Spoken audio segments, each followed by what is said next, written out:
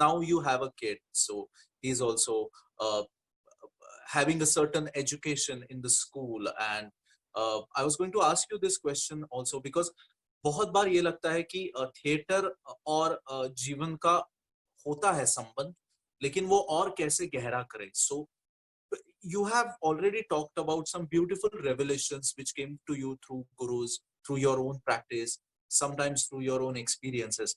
So do you think that this sort of a combination of spiritual understanding, which is again not religious at all, it is No. absolute spiritual, and theater, uh, uh, combining together should in certain ways has to be a part of uh, our civilization in a more prominent way, and also our education, do you think? Will that help? Absolutely. I think that the world has come to this Yeah. situation, and the most educated people are have become, unfortunately, the people, those who, if you look at the world, I'm not talking about only India, but the world, that siphoning of billions and billions of dollars, the highly educated people, so-called educated people. And so then what is the value of that education, which make you a person, which makes you a person who doesn't have any empathy for the other? Whatever you have learned, I have learned, we have learned through theater, through personal endeavor. Imagine if the education itself was founded on pursuing higher human values and not pursuing how to survive and earn money, and and hadn't taught us to go into cutthroat competition.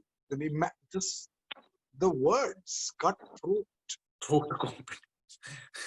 So much violence. I mean, you are basically giving legal, moral, institutional sanction to do anything to survive. Not only survive, to have greed, to have more and more. And I'm not favoring any ideology here at all, because I think most of the ideologies are flawed. What I'm saying is that we all know that there are certain human values which we all secretly admire, if not publicly.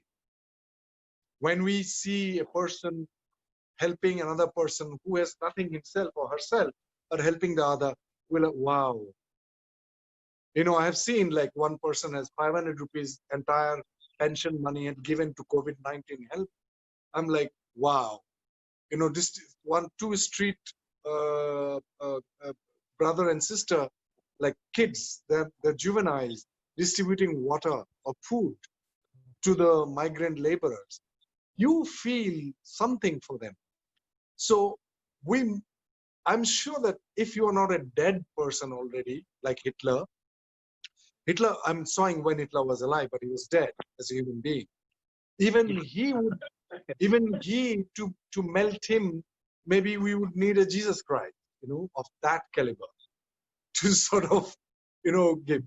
But at the same time, I know that Jesus Christ was also crucified, somebody. So we will always have these, contrasting people from opposite spectrum. But at the same time, if we call ourselves civilized, if we call ourselves human beings, then we must have the facilities where human beings are not only human beings of rudimentary nature, but to help them to grow, nourish, and to help them to nourish the higher human values and human qualities like empathy, respect, grace, generosity, unconditional love, and all other integrity, you know. So if we are not doing it, what are we creating in in the factories where we are creating human beings to cut each other's throat no matter what, to earn by hook or by crook? So I would definitely agree with you that uh, the human values, like when I was telling someone the other day that when I was born, my parents celebrated that a human being is born, not even the animals are quite often way better than what we are, you know. Most of the time I see them now, you know, because most of the people are behaving so strangely, they're better than us. But my first identity was a human being, you know, not Muslim, not Indian, not Assamese, nothing. I was born as a human being. And before being a human being, I was a drop of an egg and what do you call that? Sperm. A sperm. Sperm. And these are the two micros. So in energy, you know, two different kinds of energy atoms, molecules came together. And so before human being, I was as a form of energy, which sort of took physical form and was born as a human being. I could have been born in a stomach of an elephant as well. Maybe that would have been better. I don't know. But as a human being, when I was born, then if my first identity is of a human being, then I must be first taught what are the higher human values. And we have hundreds of examples in India. In fact, India, they want to become economic superpower, which is great, but at the cost of so many things. I would say we can become the spiritual superpower of the world. We can lead the world. What human beings could be, the future human race could be. India is we have the wisdom, we have all the know-hows that we don't need 2 cars, 3 cars, 5 cars, you know, and 60% of the population of India are walking back from the cities, and those people have made these buildings. I mean, how can we call ourselves civilized society? I don't understand. It baffles me that I call myself civilized, where I'm allowing people, those who have no money, going thirsty and dying on the middle of the street every day. Lakhs of farmers in your state committed suicide. Those who grow our food, the essential commodity. So I'm sure that we have gone horribly wrong somewhere in our education. That definitely we need the values. I don't know what you call it, spiritual values, human values. You know, just being human, not even anything else. Forget about spirituality, is a big thing. Just normal human values. Also, we are capable of, as I said, that brutality and cruelty. We also have those capabilities. But then the institutions, those who govern us, those who make the policy, that they have come to ask for your votes, that we will rule the country and we'll give you education, we'll give you healthcare, we'll give you law and order, we'll give you this and that.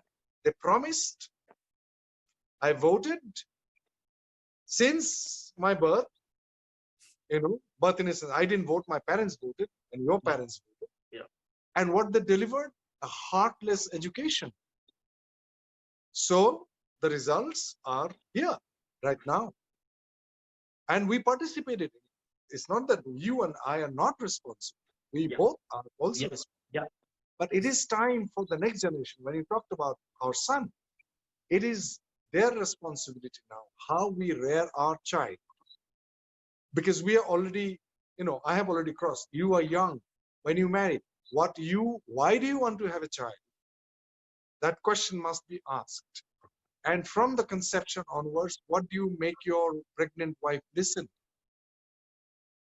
What kind of music, what kind of talk, what are they? Because they can feel it if they can't hear it. What Why do you, I mean, what is your intention to have a child? That must be cleared first before you invite someone. You Yeah. know, if we are already juvenile, we cannot be responsible for another juvenile. So anyways, I can go on and ramble on Yeah. all night. Yeah. Yeah. And it would be as delightful as it had been so far. And I don't want to compel you to keep talking because there are ऐसा ही रहा है जो अब लोगों ने ये 1.5 घंटे का मैं कहूँगा थिएटर ही देखा है जिसमें आप ज्यादा बोल रहे थे मैं स्पेक्टेटर था दर्शक था कि जब भी बात होती है तब आप you have a huge spectrum and there are many things which you draw your life lessons from and your principles from and you try to find answers for your questions and not only your questions पर मेरे जैसे जो आपके students है जो आपके पास आते होंगे सवाल लेके कि आदिल दा इसका क्या करूं ये है so it was I think thank you for taking out this time we'll just take last a couple of questions and then we can call it a night but before I move on to these questions, I would like to thank you for No, please. all. No, thank as in collectively, as I'm also in the role of anchor. That for being always so generous and so I have honest. no choice because I had always generous teachers who gave more than I even deserved. Yeah. I mean, many people don't know that you also offered some of your, not only offered, you gave away your all the savings to the actors who came in to work with you in your laboratory, uh, whatever savings you had. That's the very least I can do.